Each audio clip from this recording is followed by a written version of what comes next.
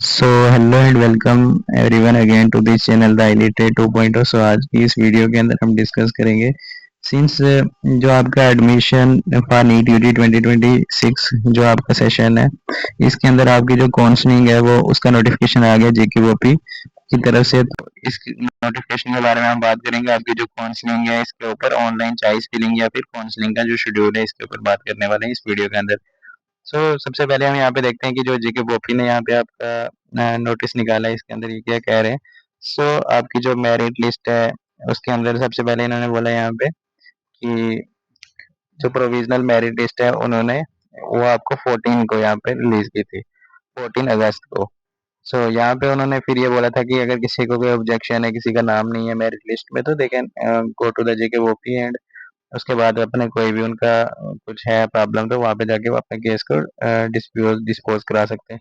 उसके बाद यहाँ पे उनका जो भी स्टेटस अपडेट वगैरह है तो वो मतलब वहाँ पे जाके अपडेट करा सकते हैं। अगर किसी का पीएमएल में नाम वाम नहीं है तो वो पहले बताया इन्होंने। उसके बाद अगर हम बात करें यहाँ पे काउंसलिंग की, तो काउंसलिंग आपकी यहाँ पे ऑनलाइन काउंसलिंग होगी या फिर ऑनलाइन इनडायरेक्ट। दूसरी टर्म में अगर हम बात करें तो ऑनलाइन चॉइस फिलिंग होगी आपकी।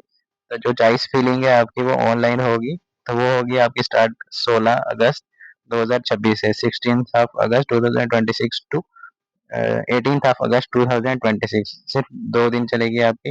ये 1 PM ऑनवर्ड शुरू होगी 16 को यानी कि कल, और उसके बाद यहाँ पे 18 को मिडनाइट में जाके 12 PM पे सारी खत्म हो जाएगी, ठीक है। तो आपको जो काउंसलिंग है वाला 16 और 17 को ही करनी है यहाँ पे, मतलब 18 तक आपको वेट नहीं करना है। कई बार नेट वगैरह का इशू हो जाता है ये वो, तो आपको एक दिन के अंदर अंदर यहाँ पे आपको अपनी चॉइस फिलिंग करनी है। और उसके बाद यहाँ पे आपको पेमेंट भी करनी होती है। जो चॉइस फिलिंग की फी होती है वो भी आपको करनी होती है ऑनलाइन, वो है आपकी 1500 यहाँ पे चॉइस फिलिंग की फी। और अगर कोई यहाँ पे जो स्टूडेंट है वो ऑनलाइन पेमेंट नहीं करता है, तो उसकी जो पेमेंट फेलियर है किसी भी रीजन के अंदर से, तो उसको यहाँ पे कोई भी सीट अलॉट नहीं होगी। पेमेंट होने के बाद ही आपकी जो चॉइस फिलिंग है वो मानी जाएगी। अगर अगर किसी की पेमेंट नहीं हुई यानी कि उसने चॉइस फिलिंग नहीं की, तो मतलब उसने काउंसलिंग में पार्टिसिपेट नहीं किया। जो भी बोला है कि जो भी एलिजिबल कैंडिडेट है उनको इंस्ट्रक्शन के थ्रू जाना है, एंड जो भी ऑफिशियल की वेबसाइट पे यहाँ पे आपको मतलब चेक करते रहना है। ई काउंसलिंग गाइडलाइंस केयरफुली अच्छे से देखनी है आपको। और फीलिंग ऑफ द चॉइस, जो चॉइस फीलिंग है वो हमने ऑलरेडी एक वीडियो के अंदर आपको बताया है कि क्या प्रेफरेंस मोस्टली रखते हैं। तो प्रेफरेंस चॉइस फीलिंग तो मतलब इसके नाम में ही है कि आपकी पर्सनल चॉइस क्या है, कौन सा कॉलेज आपको अच्छा लगता है वो आपको चॉइस करना होता है।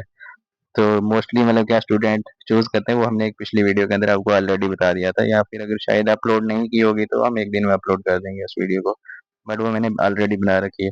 तो ये इन्फॉर्मेशन वोचर वगैरह को आप यहाँ पे चेक कर सकते हो, कौन से कॉलेज के अंदर कितना बॉन्ड वगैरह है, किसके अंदर कितनी फी है, या फिर कॉलेज की फोटो वगैरह वीडियोस आप यूट्यूब पे भी देख सकते हो।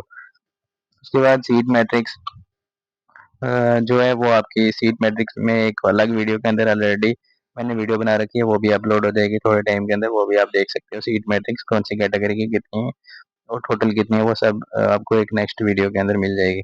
उसके बाद अगर हम यहाँ पे देखें, candidates have not submitted valid category certificate up to the last date fixed for making up deficiencies 14/8/2026 shall be considered in open merit।